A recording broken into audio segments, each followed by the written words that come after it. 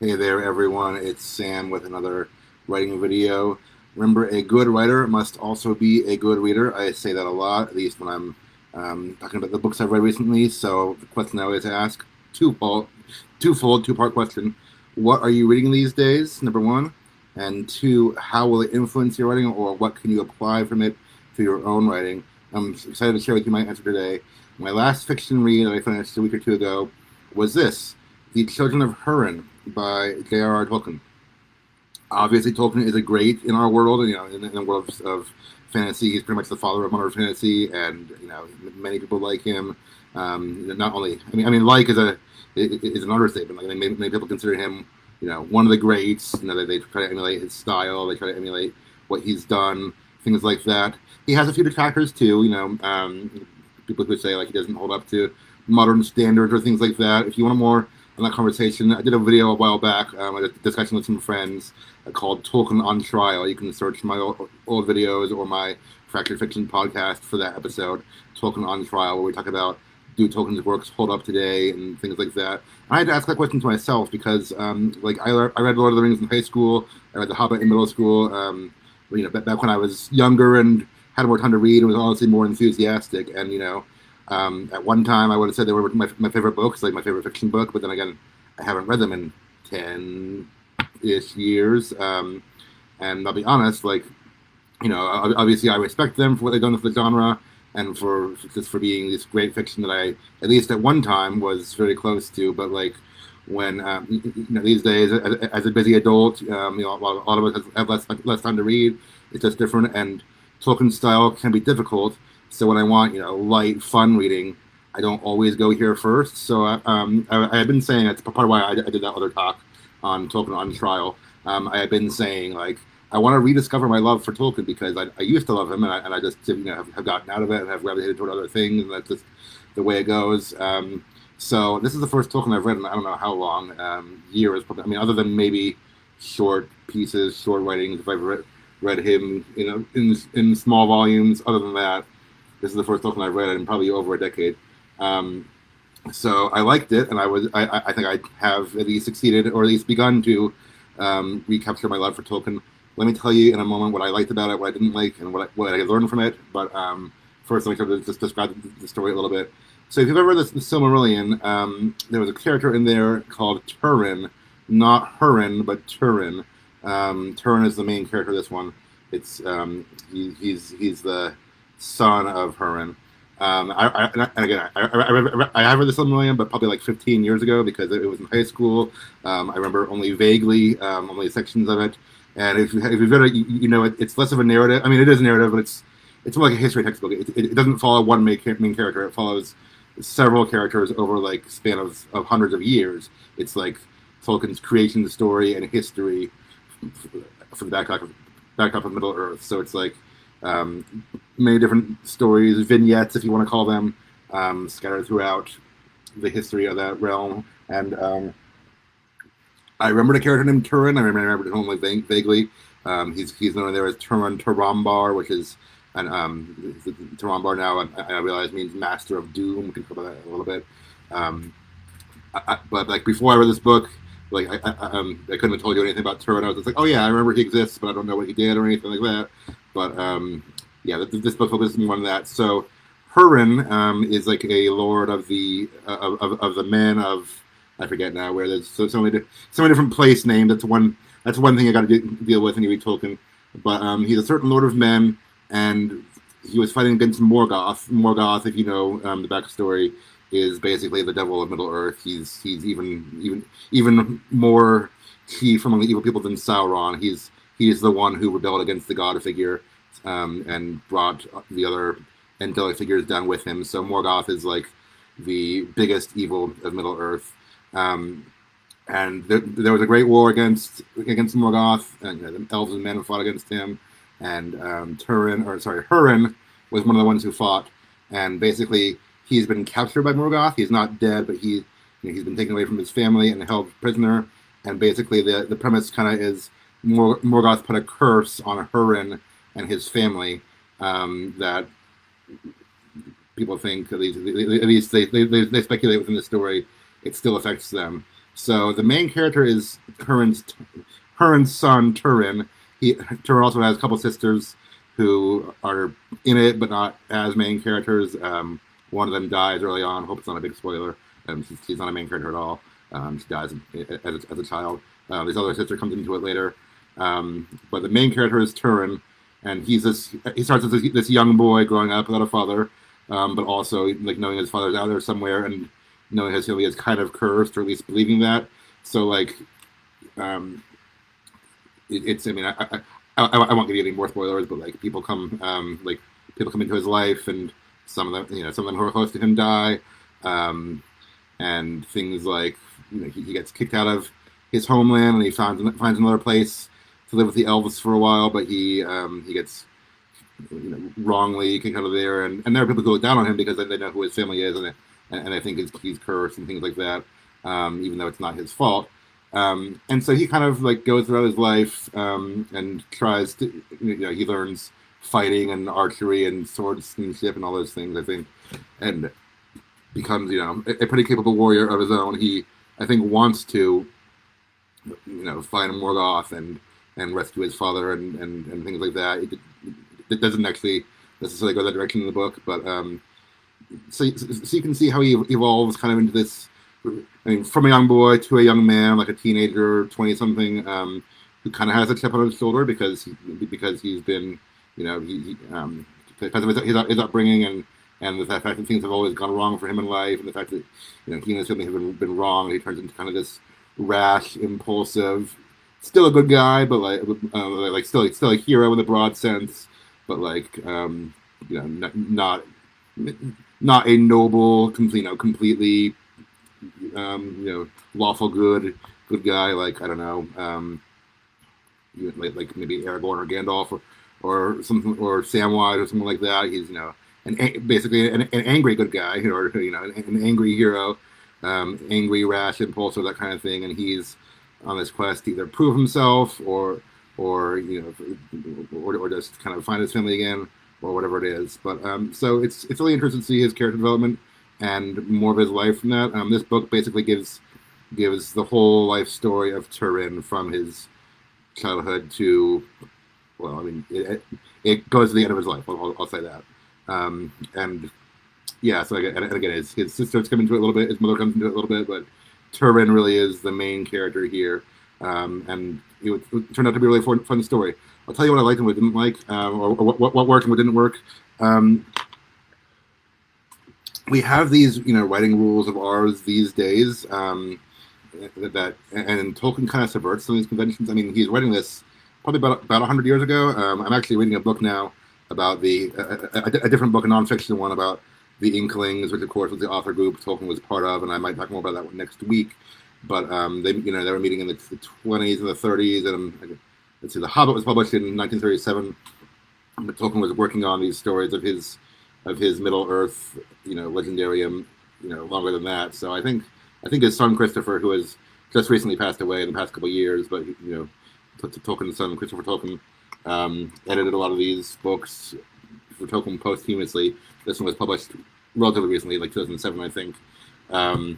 Anyway, Christopher Tolkien said the earliest versions of the story were in some of his father's earliest writings, so I don't know, 90, 100 years ago. So obviously, he has some different conventions than some of what we have these days. But that, I mean, we say things like "show, don't tell," and Tolkien doesn't always follow that.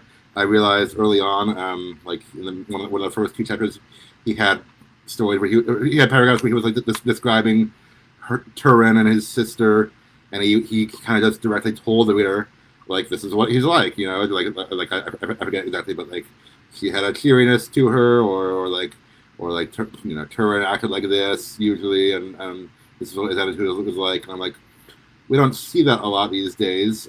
Similarly, there's times when he kind of just gives an overview of an event. Like if there's a great battle, he doesn't like delve into it and say, point by point.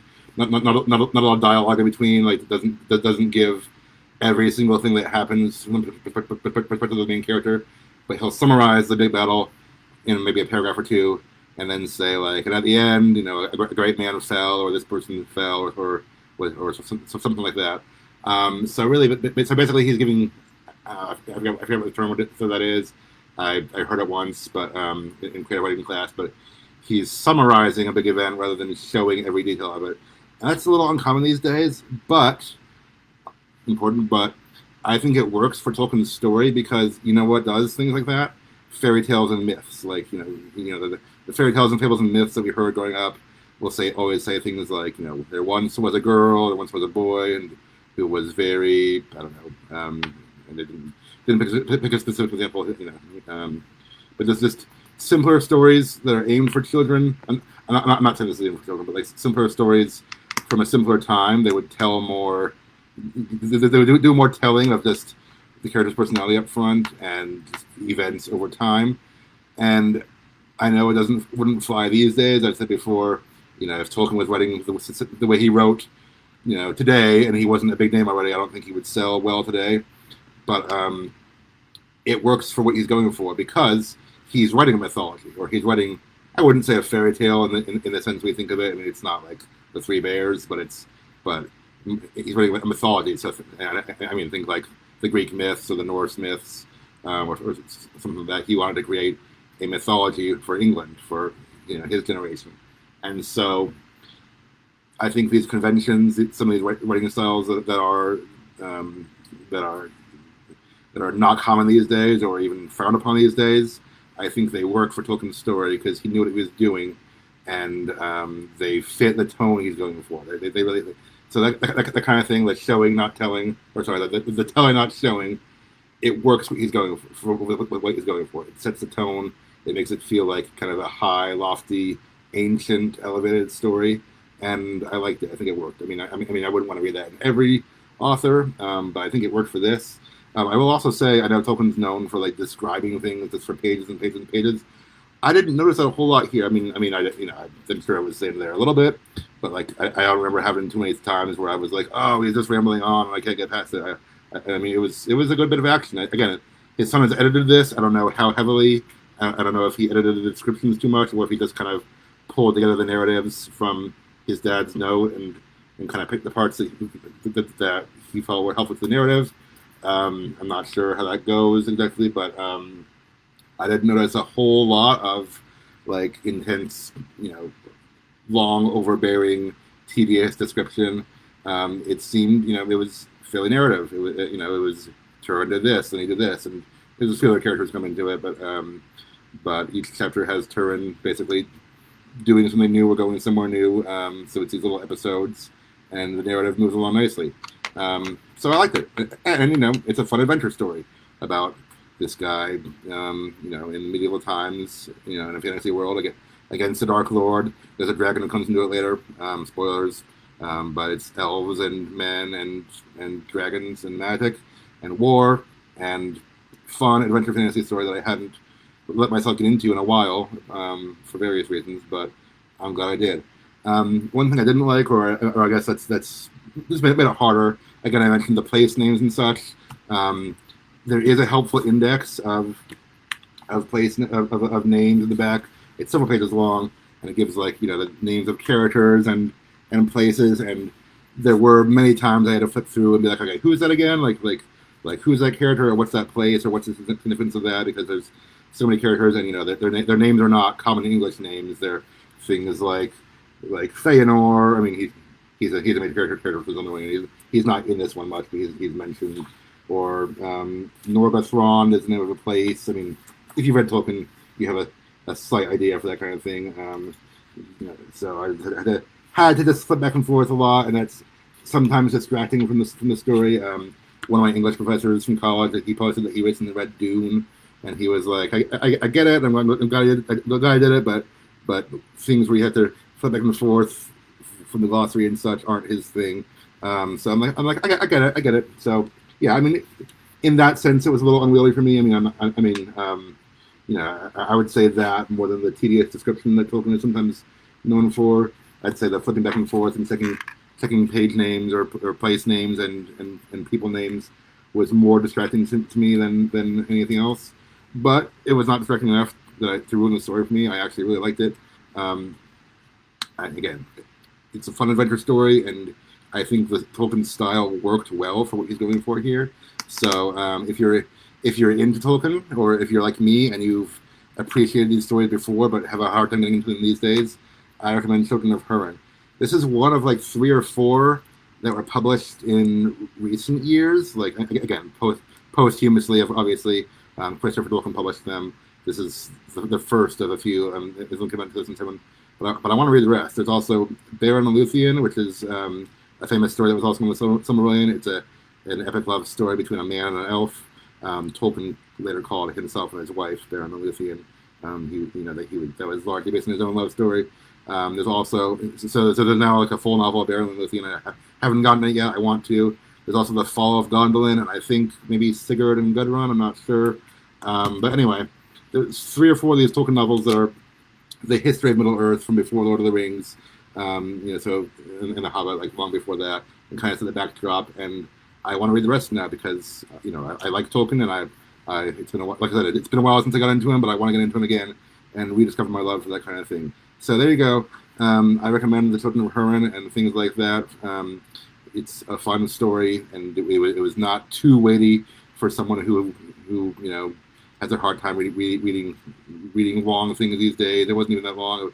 The whole thing's like 250. I mean, without the appendices and stuff, the text of the story was like 250 pages. So it's about the length of another decently sized novel. It's shorter than Lord of the Rings. It's shorter than any one volume of Lord of the Rings. Anyway, good book. The advice I give to writers is, I guess, know what your story is doing and know the rules before you can break them. Because again, Tolkien broke some of our modern day rules, like showing, not telling, but he knew what he was doing and what he did work for his story. So know the tone of your story, know your style, and kind of know those things you can get away with, and then you can tweak those things more so, and maybe get away with breaking some conventions. Most of these rules we hear are just guidelines anyway. Even showing, not telling is usually a good rule, but not always. So there you go. There's an exception to that one. Anyway, thanks for listening. Go read Children of Hurin if you're into that kind of thing. Keep writing, keep learning, keep reading from these books. Keep reading and learning, and applying what you've learned. And I'll see you next time. Have a great weekend.